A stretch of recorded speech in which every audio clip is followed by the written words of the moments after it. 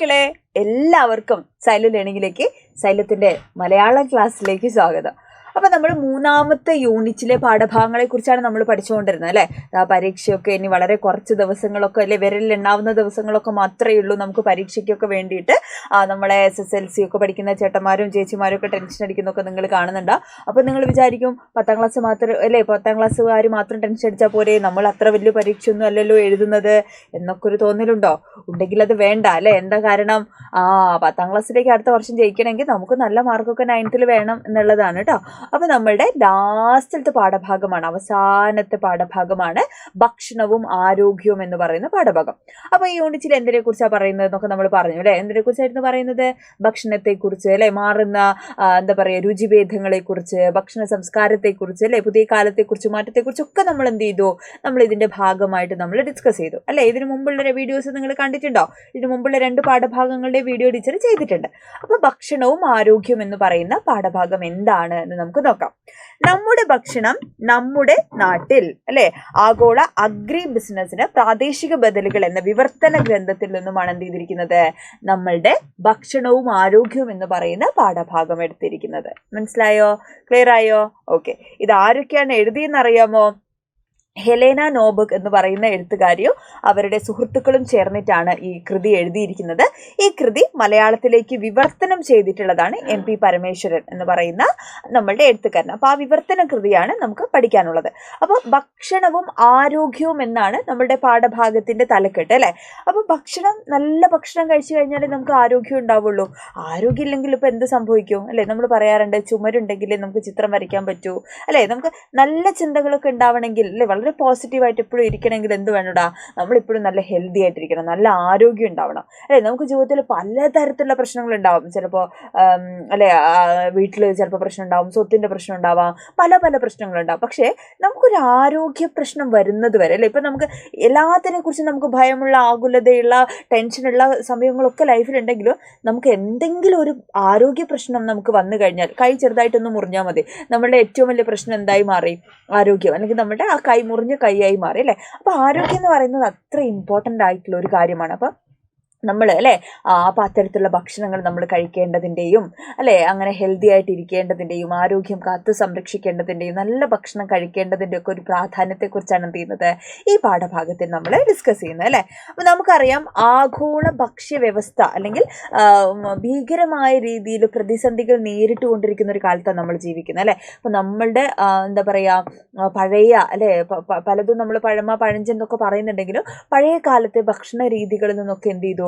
നമ്മൾ വളരെയധികം അല്ലെ മാറ്റങ്ങൾ വന്നിട്ടുള്ള ഒരു കാലത്താണ് നമ്മൾ ജീവിക്കുന്നത് അല്ലെ. നമ്മൾ ഫാസ്റ്റ് ഫുഡ്, പാക്കറ്റ് ഫുഡുകൾ അല്ലെ, നമ്മൾ ഇൻസ്റ്റന്റ് ഫുഡ് എന്നൊക്കെ പറഞ്ഞിട്ട് എന്ത് ചെയ്യാറുണ്ട്? നമ്മൾ 6 മാസവും 7 മാസമൊക്കെ കഴിഞ്ഞിട്ടൊക്കെ നമുക്ക് ഉപയോഗിക്കാൻ പറ്റുന്ന തരത്തിൽ അവിയലും സാമ്പാറും പച്ചടിയും മീൻകറിയും ചിക്കൻ കറിയും ഒക്കെ പാക്കറ്റിൽ വരുന്ന ഒരു കാലത്താണ് നമ്മൾ ജീവിക്കണം അല്ലെ. അപ്പോൾ അത് എത്രത്തോളം, എന്തൊക്കെ നമ്മൾ പറഞ്ഞു കഴിഞ്ഞാലും അതിൽ എത്രത്തോളം പോഷകങ്ങൾ ഉണ്ട് എന്നുള്ളതും അല്ലെ, എത്രത്തോളം ശരീരത്തിന് നല്ലതാണ് എന്നൊക്കെയുള്ളത് നമ്മളൊരു കോമൺ സെൻസ് വെച്ച് ആലോചിച്ച് കഴിഞ്ഞാൽ നമുക്ക് മനസ്സിലാവും അല്ലേടാ.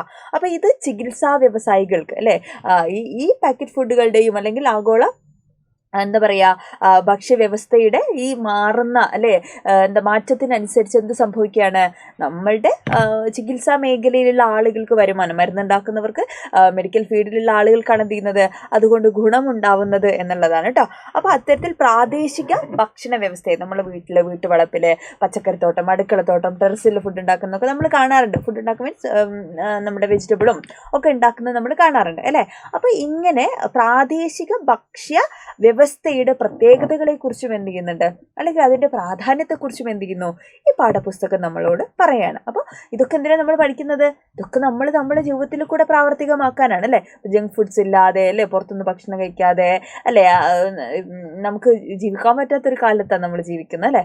അപ്പോൾ ഇപ്പോൾ നമുക്കറിയാം, ഒരുപാട് ഹോട്ടലുകൾ നമ്മളുടെ ചുറ്റുമുണ്ട് അല്ലേ. അപ്പോൾ നമ്മൾ വിചാരിക്കും അല്ലെ, ഈ ഹോട്ടലുകളിലൊക്കെ എപ്പോഴും ആളുകളാണ്, എപ്പോഴും തിരക്കാണ് ഈ ഹോട്ടലിലൊക്കെ അല്ലേ. അപ്പോൾ ഒന്ന് ആലോചിച്ച് നോക്കും നിങ്ങൾ, ഈ ഹോട്ടലിലൊക്കെ അല്ലേ ഒരു 5 മിനിറ്റ് പോലും എന്ത് ചെയ്യാറില്ല, ഒന്ന് കാലിയായിരിക്കുന്നത് നമ്മൾ കാണില്ല. ഇപ്പോൾ ഒരു 10-50 ഹോട്ടലുണ്ടെങ്കിൽ 50 ഹോട്ടലും തിരക്കായിരിക്കും അല്ലേ. കോഴിക്കോടിലെ ചില ഹോട്ടലുകളൊക്കെ നമുക്കറിയാം എപ്പോഴും ആളുകളാണ്, ക്യൂ ഒക്കെ നിന്നിട്ട് വേണം നമ്മൾ കയറി പോകാൻ വേണ്ടിയിട്ട് അല്ലേ. അപ്പോൾ അത്രയും നമ്മൾ എന്ത് ചെയ്യുന്നു, നമ്മൾ പുറത്തു നിന്നാണ് ആളുകൾ ഭക്ഷണം. പിന്നെ നമുക്കറിയാം തട്ടുകടകളായിട്ടും അല്ലെ, ചൈനീസ് ഫുഡ് ആയിക്കോട്ടെ, ജാപ്പനീസ് ആവട്ടെ, അറേബ്യൻ ആവട്ടെ, ഇങ്ങനെ പല ജാതി പേരുകളിൽ എന്ത് ചെയ്യുന്നു.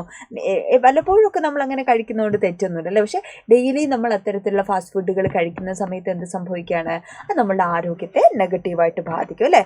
അപ്പം ഇത്തരത്തിൽ bringing food economy home local alternative to global agri business എന്ന് പറയുന്ന കൃതിയാണ് അല്ലേ. ഈ കൃതി മലയാളത്തിലേക്ക് വിവർത്തനം ചെയ്തതാണ് ഹോഡ്സ് റോത്ത് മെറ്റിഫീൽഡ്, സ്റ്റീഫൻ ഗോർലിക്, അങ്ങനെ ഒരുപാട് ആളുകൾ, അവരുടെ സുഹൃത്തുക്കൾ എല്ലാവരും ചേർന്നിട്ടാണ് എന്ത് ചെയ്തത്, ഈ കൃതി എഴുതിയിരിക്കുന്നത്. ഈ കൃതിയെ മലയാളത്തിലേക്ക് വിവർത്തനം ചെയ്തിട്ടുള്ള ആളാണ് MP പരമേശ്വരൻ, KK കൃഷ്ണകുമാർ അല്ലേ, ആശ, ഇങ്ങനെ ഈ 3 പേര് ചേർന്നിട്ടാണ് നമ്മളുടെ ഈ പ്രസ്തുത പാഠഭാഗം എന്ത് ചെയ്തിരിക്കുന്നത്, മലയാളത്തിലേക്ക് വിവർത്തനം ചെയ്തിരിക്കുന്നത്. ഓക്കെ, അപ്പോൾ പാഠഭാഗം എന്തിനെ കുറിച്ചാണ് പറയുന്നത്, ആഗോള ഭക്ഷ്യവ്യവസ്ഥയെക്കുറിച്ചും അതുണ്ടാക്കുന്ന പ്രതിസന്ധികളെ കുറിച്ചുമാണ് എന്ത് ചെയ്യുന്നത്, നമ്മൾ ഈ പാഠഭാഗം ചർച്ച ചെയ്യുന്നത് കേട്ടോ. എന്താണ് ആഗോള ഭക്ഷ്യ വ്യവസ്ഥയെക്കുറിച്ച്, ലോകത്തെമ്പാടത്തുമുള്ള ആളുകൾ അല്ലേ കഴിക്കുന്ന അല്ലെങ്കിൽ ഇപ്പോൾ പിന്തുടരുന്ന ഭക്ഷ്യവ്യവസ്ഥയെക്കുറിച്ചും അല്ലേ, അത്തരം ഭക്ഷണ രീതികൾ അല്ലെങ്കിൽ ഭക്ഷ്യരീതികൾ നമ്മുടെ ജീവിതത്തിൽ ഉണ്ടാക്കുന്ന മാറ്റങ്ങൾ, പ്രതിസന്ധികൾ, ആരോഗ്യ പ്രശ്നങ്ങൾ. ടീച്ചർ കുറേ വാർത്തകളൊക്കെ കാണിച്ചു തരാം അല്ലേ. ഭക്ഷണത്തിൽ കൃത്രിമ നിറം ഉപയോഗിച്ചതിനെ തുടർന്ന് എന്താണ് ഒരുപാട് സ്ഥാപനങ്ങൾക്ക് കേസെടുത്തതും അല്ലെ, ഒരുപാട് വാർത്തകൾ നമ്മളിങ്ങനെ അനുദിനം നമ്മൾ കാണും. ഇതൊക്കെ പത്രങ്ങളിൽ വന്നിട്ടുള്ള വാർത്തകളാണ് കേട്ടോ. അത് അല്ലെ പഴകിയ ഭക്ഷണങ്ങളായിട്ടും അല്ലെ ഫുഡ് ഇൻഫെക്ഷൻ വന്നിട്ട് പലതരത്തിൽ ആളുകൾ മരണപ്പെടുന്ന അവസ്ഥ നമ്മൾ കണ്ടിട്ടുണ്ട് അല്ലേ. അപ്പോൾ ഇത് വളരെ നിസ്സാരം എന്ന് നമുക്ക് തോന്നുമെങ്കിലും നിസ്സാരമായ ഒരു കാര്യമല്ല അല്ലേ. ഭക്ഷണം കഴിക്കുന്നു അല്ലെ, കുറച്ച് ഛർദ്ദിച്ചു അല്ലെങ്കിൽ കുറച്ച് വയറിളക്കം വന്നു, അങ്ങനെ മാറുന്ന അസുഖമല്ല അല്ലേ. ചില ജീവന് തന്നെ ഒരു ഗ്ലാസ് വേണമാണ് കേട്ടോ, സോറി. അപ്പോൾ നമ്മുടെ ജീവന് തന്നെ ആപത്തായേക്കാവുന്ന തരത്തിലുള്ള ആരോഗ്യ പ്രശ്നങ്ങൾ എന്തുണ്ടാക്കുന്നുണ്ട്, ഇത്തരത്തിലുള്ള ഭക്ഷണം അല്ലെങ്കിൽ ഭക്ഷണ വസ്തുക്കളിലൂടെ എന്ത് ചെയ്യാണ് നമുക്ക് അല്ലെ ജീവൻ വരെ നഷ്ടപ്പെടാൻ സാധ്യതയുണ്ട്. അപ്പോൾ ഇത്തരം വാർത്തകളൊക്കെ എന്ത് ചെയ്യുക, മക്കളൊന്ന് നോക്കുക കേട്ടോ. ഷവർമ, മയോണൈസ് പോലെ പഴകിയ ഭക്ഷണ സാധനങ്ങൾ ഇപ്പോൾ പല ഹോട്ടലുകളും അടപ്പിക്കുന്നത്, പൂട്ടുന്നതൊക്കെ നമ്മൾ കാണാറുണ്ട്. അപ്പോൾ അതൊക്കെ എന്ത് ചെയ്യണം, നമ്മൾ നിരീക്ഷിക്കേണ്ടതുണ്ട്.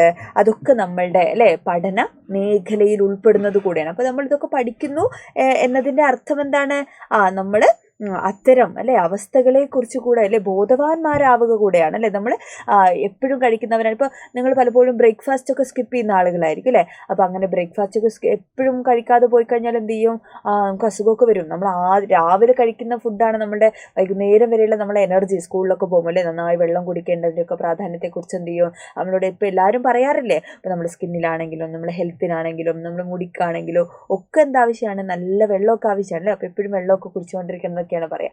അപ്പോൾ ഭക്ഷണവും ആരോഗ്യവും എന്ന് പറയുന്നത് നമ്മളുടെ എന്താണ് പുതിയ കാലത്ത് അല്ലേ ആഗോള ഭക്ഷണ അല്ലെങ്കിൽ ഭക്ഷ്യവ്യവസ്ഥയെക്കുറിച്ചും അത്തരം ഭക്ഷണ സാമഗ്രികൾ അല്ലെങ്കിൽ പുതിയ പുതിയ ഭക്ഷണ രീതികൾ, നമ്മളുടെ ഇപ്പോൾ ഫുഡ് കഴിക്കുന്ന സമയം വരെ അല്ലേ നമ്മൾ പല രീതിയിൽ ഇപ്പോൾ ഡയറ്റുകൾ, അപ്പോൾ അത് ഹെൽത്തി അല്ലാത്ത രീതിയിൽ ഡയറ്റൊക്കെ എടുക്കുന്നത് കൊണ്ടൊക്കെ എന്ത് ചെയ്യുന്നുണ്ട്, പല ജാതിയിലുള്ള അസുഖങ്ങൾ നമുക്ക് വരുന്നുണ്ട് അല്ലേ. അപ്പോൾ അതിൻ്റെ ഭവിഷ്യത്തുകളെക്കുറിച്ചും പ്രതിസന്ധികളെക്കുറിച്ചും ഒക്കെയാണ് എന്ത് ചെയ്യുന്നത്, നമ്മുടെ പാഠഭാഗത്തിൽ ഡിസ്കസ് ചെയ്യുന്നത്.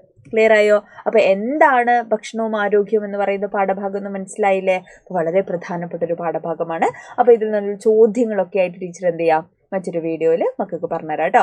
അതുപോലെ നിങ്ങൾക്ക് മലയാളം ഫസ്റ്റിലൊക്കെ ഏതെങ്കിലും പാഠങ്ങൾ കൺഫ്യൂഷൻ ഉണ്ട് അല്ലേ, ടീച്ചർ എന്താണ് പറഞ്ഞു തരേണ്ടതുണ്ടോ, അങ്ങനെയൊക്കെയുള്ള പാഠങ്ങളൊക്കെ ഉണ്ടെങ്കിൽ മക്കൾ എന്ത് ചെയ്യണം, കമൻറ്റ് ചെയ്യണം. നമുക്ക് കുറച്ചുകൂടെ അടിപൊളിയായിട്ട് എന്ത് ചെയ്യണം, നമുക്ക് മലയാളം ഫസ്റ്റും നമുക്ക് പഠിക്കേണ്ടതുണ്ട് അല്ലേ. ഇനി വളരെ കുറച്ച് ദിവസമേ ഉള്ളൂ. ഉഷാറായിട്ട് എല്ലാ സബ്ജക്റ്റും എന്ത് ചെയ്യണം, നമുക്ക് അടിപൊളിയായിട്ട് പഠിക്കണം കേട്ടോ. അപ്പോൾ ഹാപ്പി ആയിട്ടിരിക്കുക അല്ലേ, നന്നായിട്ട് പഠിക്കുക. All the best. Bye bye.